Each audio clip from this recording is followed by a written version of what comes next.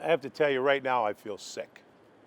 I actually feel sick to my stomach. And I've felt that way for the last month and a half, 2 months. I just haven't felt good about what's going on.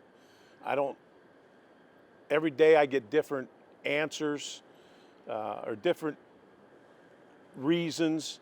I can't put my finger on this pandemic or COVID. Um, every time you read something, it's a little bit different. And I'm trying to figure out how we can play. Everybody wants to play.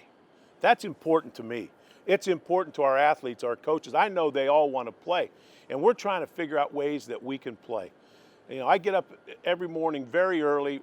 I start off the day with a conference call with all the athletic directors in our league and league office, and we're trying to figure out ways to play, what we can do. What are our medical people telling us? What are medical protocols? How can you practice?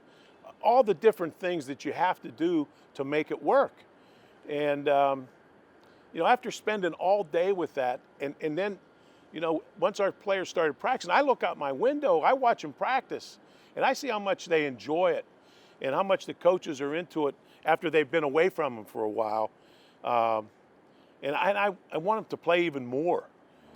You know, it finally came to the point where you have to go to the medical people, you go to the people that have answers, that are the professionals in this business, and you keep asking for, give us a solution, give us an answer. How can we get back on the field? How can we allow our athletes to compete?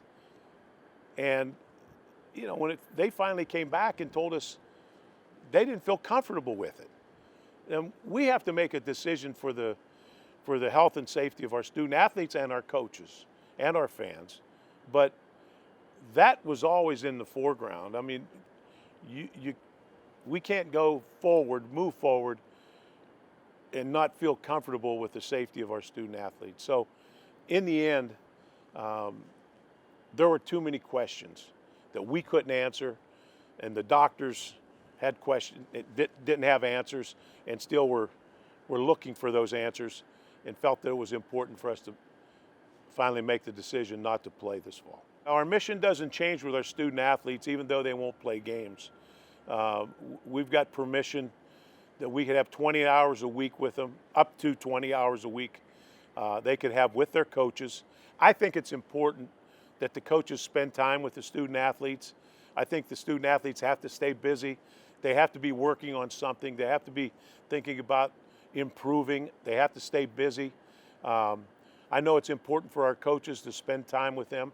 Mental health is something that's always a concern of ours, and for them not to be active and be busy, I don't think is healthy. So consequently, our coaches will come up with a plan where we'll keep our athletes busy and at the same time try to improve them. My thing is, you know, how do you take this and how do you respond? You respond, let's get better. It's something we have to deal with. Let's deal with it, and let's deal with it positively.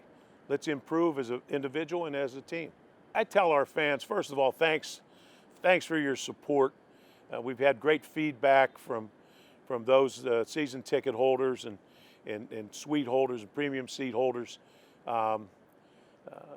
Just understand that our number one priority, and our priorities are our student athletes first.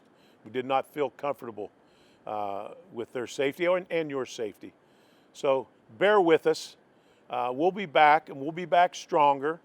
And through this, we'll all survive, and we'll get better.